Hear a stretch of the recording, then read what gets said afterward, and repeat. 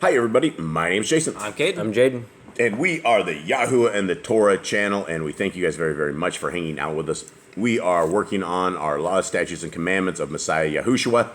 And, gentlemen, who is Messiah Yahushua? Messiah Yahushua is, people know him as Jesus. If you've never heard his Hebrew name, his original name, his true name, he is Jesus for those that do not know. But if you look at the history of Hebrew, you look at the history of the naming, you look at the history of the pagan origins of the name, you will know that his name is not Jesus.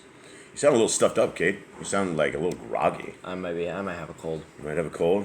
You got the... No, never mind. I can't do it. I'll get banned off YouTube. I can't even make jokes on YouTube or anything. You know, I was going to do the old C19 joke, but I can't. So let us continue on with this for today. How was your week? Good. So far, so What good. is it? You guys both look trashed. Thursday? Yeah. They had to go to the big city. They went to the big city to get their almost like a permanent residency down in here. And so that's where we have been attacking for the last couple of weeks, trying to get these guys. They had to make this trip like 8-9 hours away, 7 or 8, 9 hours away, somewhere around there on this big clanky bus.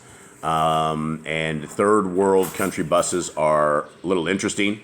The first bus they took, it looked like the bathroom inside of the bus had like spilled out over into Flooding everywhere. it flooded everywhere into the bus. The whole bus was sopped up with urine all over it. How was this? And the first bus, it was the middle of the night, and so these guys take buses. It's basically a 24-hour trip, but they there's no such thing as like trying to sleep on this bus. I'm not saying third world country buses are worse than first world country buses, but I would imagine they are quite a bit. But also, it costs what? What does your bus ticket cost? $15. $15 for a 6-hour trip. It's I think it's 7 or 8 or 9 if you're really slow, and they can go 5 if you're super fast. Yeah, and So so you're breaking every law in the speeding universe. yeah, and so at night, here in our country, the where North America, you always have cops that are always sitting alongside the road all night long and things of that nature. In our country, whenever it rains or whenever they decide that they don't want to be out, they just go home. And so usually everybody goes home at night. So you will see 0 cops along the way. You might have a checkpoint somewhere here and there, but you can go at whatever speed you would like. And the first bus they took like a week ago, the guy got there in 4 or 5 hours instead of the normal 7 hours. So fast. Yeah, but you're on the whole way there. You're feeling like getting really car sick, and there's dudes all over the road. You just want to stay in a certain it was a lane. double-decker bus as well. Yeah, we were on top and the back. They're on the top and the back, and it always seems like because we are the minority, we are the white minority in this country by far. In fact, did you guys see any white folks along Yes, the way? there's actually one on our. There's one? On the way home. There was one. One guy. Yeah, and so we are the minority here, and so they always literally throw us to the back of the bus. They throw us right next to the restroom. Jade and I had it before where all the seats were open, but they went and they sat us in the very, very back, right next to the bathroom, and it was the door on that thing was broken. People got stuck in the bathroom, so we were helping them out for the whole. There's no handle on the It was like inside. on our bus we took yesterday. The bus to the bathroom. There's a bus because they had. Wait, we were on another double decker on the way home. Is that a bus to the bathroom? Or a door to the bathroom. Oh, okay. Okay. A door to the bathroom and the actual bathroom door. And the downstairs thing has a door, and that door would not open. It took like. Yeah, everyone was working. Even I struggled getting the door open. It's like It was like a group effort. Everyone on the bus stood up and was trying to rip yeah, this door it took open. 4 people to open one of the door one time. I was able to get through it myself in like just a minute or two. Well, you're double the size of everybody down here. Yeah, but the white guys were sitting in front, so they were They were trying like- to open it as well. They were trying to help everyone through, but they couldn't figure it out because you got to spin the lock like twice one way, but it gets stuck. So you got to like really crank it to open this door. Nice. And when we say white guys, we are not. We don't look at the color of people's skin at all. At all. We don't care. We love everybody the exact same. We are just the minority, and so we've learned what it's like to be the minority in this country. And you really, it doesn't matter who you're with. If you're the white guy in a all different colored country, you are the minority. They will throw you to the back of the bus. Half the time they won't pick you up. Like if you're a white guy standing alongside the road and you're trying to pick up one of these public buses, they will literally put their finger out the window at you, shake it, and just drive on by. Like they will push the gas instead of slowing down. In fact, we've had it where they will let a different colored skin person on and then they drive away without us, right? They do not want us. I don't know what it is, but yeah, we are definitely those guys down here. All right, anything else? Anything else exciting on your trip? I don't really think there's anything too crazy. You guys are still alive. Yeah, it's just to go there in the night and you come back basically the same time the next day. It's a good thing you guys are young. Give you guys like another 20 years. Very exhausting trip. It is a very exhausting trip, absolutely, without a shadow of a doubt. And what's as exhausting for that trip was that the 3 of us that were left here and the 10 dogs, because of the sleeping conditions, Nicole and I were up most of the night for these 2 times trips, and this is why we're all like jacked up and can barely even speak our name, right, Bob? Right. Right. All right. Let's continue on. Here we go. So here we go. We are on Yochanan 18, and I would like to say Eli's here, but he is extremely slow getting up in the morning, and so I will throw him under that bus since we're talking about bus rides. All right. Here we go. Eli took the slow bus ride today. Okay, so here we go. Yochanan 18. Having said this, Yahushua went out with his Talmudian, beyond the Kidron torrent, where there was a garden, into which he and his Talmudian entered.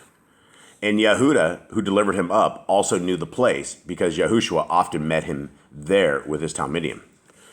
Yehuda then, having received the squad and officers from the chief Kohen and Pharisees, came there with lanterns and torches and weapons. All right, so they went to get our Messiah, and they had torches, weapons, and lanterns, and weapons.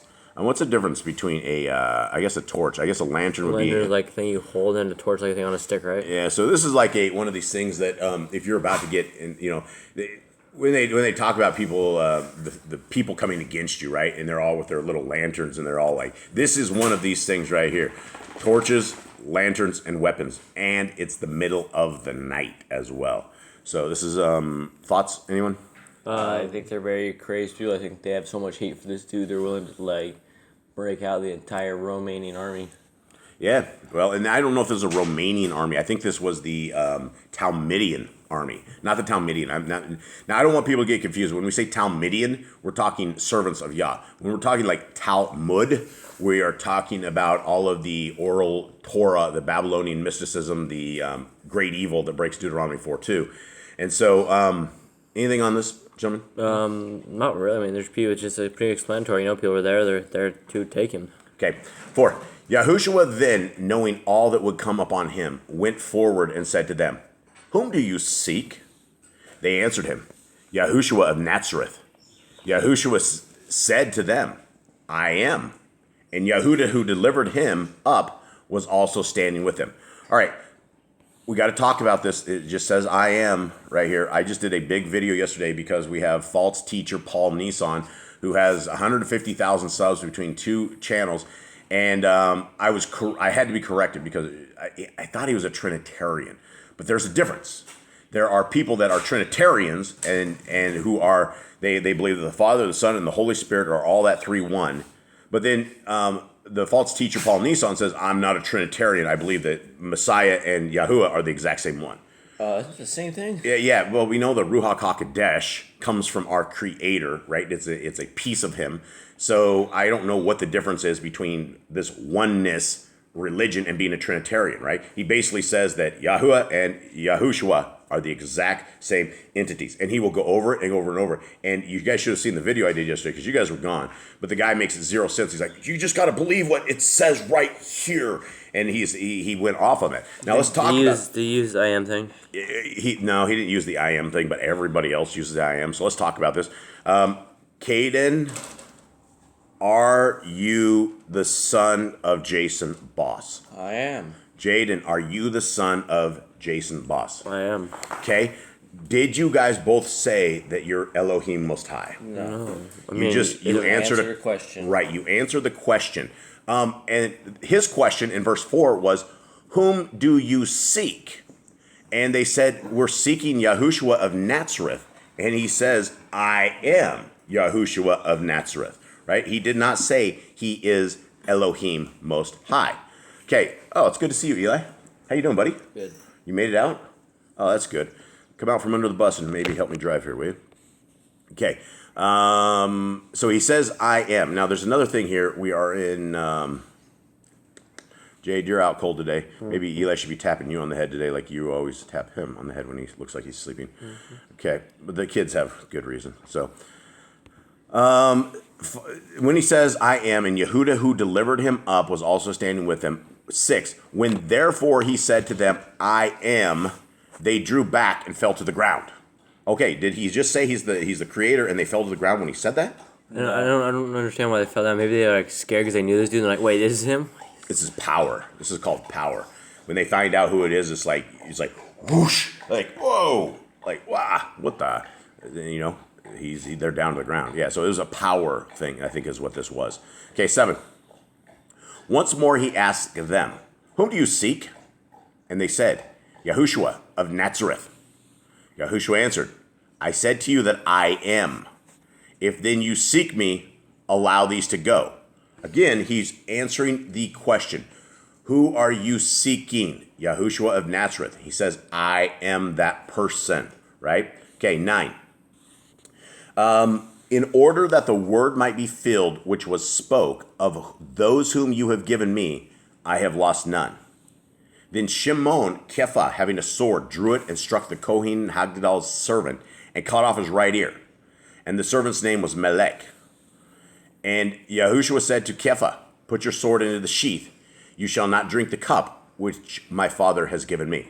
All right. Now, you guys are swordsmen, at least far more swordsman-y than the majority of people. And we play pirate down here all the time. We play pirate and we play swordsman. We do all sorts of stuff because we live in a world where you have to have a machete. You have to have a sword. Now, we've sharpened these things up. We made these things like super, super sharp. How sharp do you guys, or how sharp do you think it would have to be for him to cling swipe this guy's ear right off? I mean, there's no bone in it, so it wouldn't be too hard. I mean, just a little force on the sharp machete, you just go right off. And these guys are fishermen, right? And so if there's one thing that they would know how to do is sharpen a tool. And that's what your life in a fisherman's thing is, you know, catching the fish and then clinging the fish. You're always cutting things up. So it wouldn't take too much, but that was quite an interesting shot, right? I mean, he wasn't aiming for his head per se because that would be an easy target. Maybe he did. Maybe he missed. Maybe he missed, and he got their ear instead. Well, that'd be, yeah, I guess that would be. That'd be interesting. Attempted murder on his record. Maybe attempted murder. I don't know. He was nervous. What do we do? Give him some credit. Okay, 12. Then the squad and the commander and the officers of the Yahudim seized Yahushua and bound him. They just completely ignored Peter's cut a dude's ear off. Yeah, well, I mean... Even though Yahushua healed it, they just completely ignored that this dude was swinging a sword at them.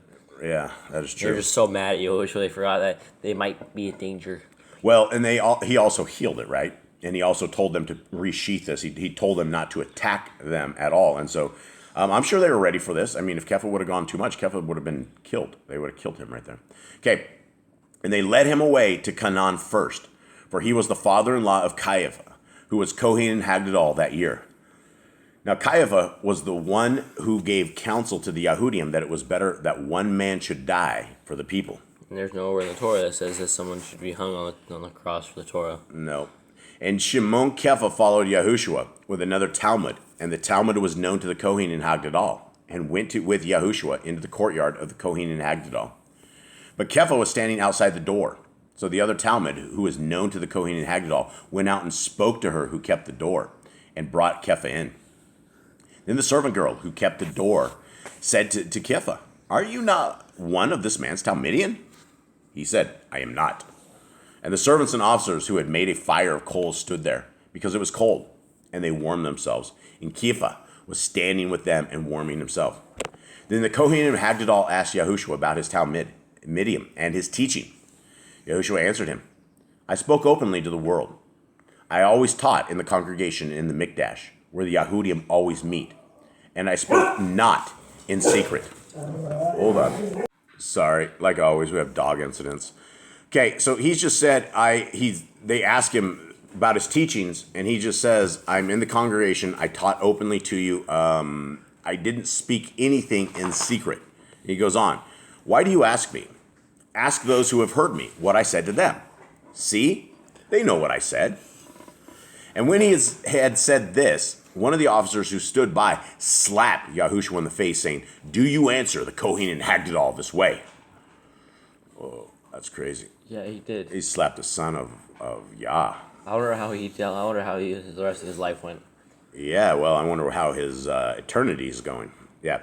Yahushua answered him, "If I have spoken evilly, bear witness of the evil. But if well, why do you strike me?" Then Canaan sent him bound to the Kohen and Hagdadal Caiaphas, and Shimon Kepha, excuse me, was standing and warming himself. Then they said to him, "Are you also one of his Talmudian?" He denied it and said, "I am not." Feels like with the first gospel, it actually separates this Kephah's denial. Because usually they all do it all 1, 2, 3 right in a row. But this one is like he went back to Yahushua, then it came back to Kephah. Yeah, and this was an event, right? This wasn't a one-time thing. This was an all-night thing. And then before the dawn hit and the rooster crowed, this happened. Okay, 26. One of the servants of the Kohen and Hagdadal, a relative of the one whose ear Kephah cut off, said, "Did I not see you in the garden with him?" Then Kephah again denied it, and immediately a cock crowed. And then they led Yahushua from Caiaphas to the palace, and it was early.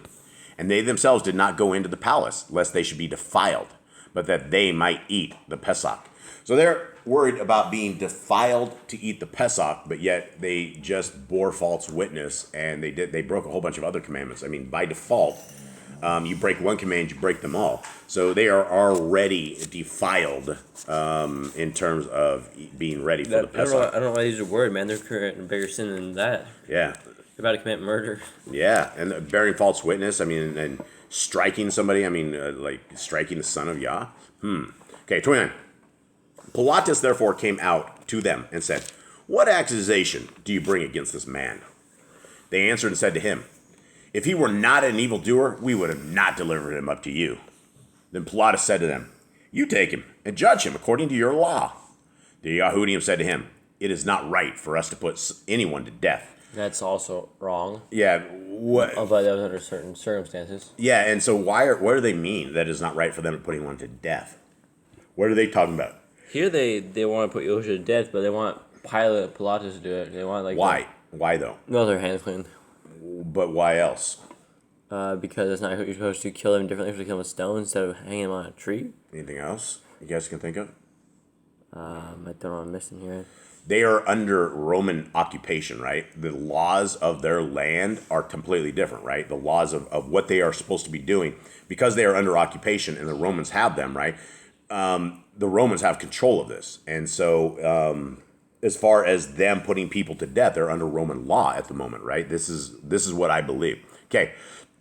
It is not right for us to put anyone to death in order that the word of Yahushua might be filled, which he spoke, signifying by what death he was about to die.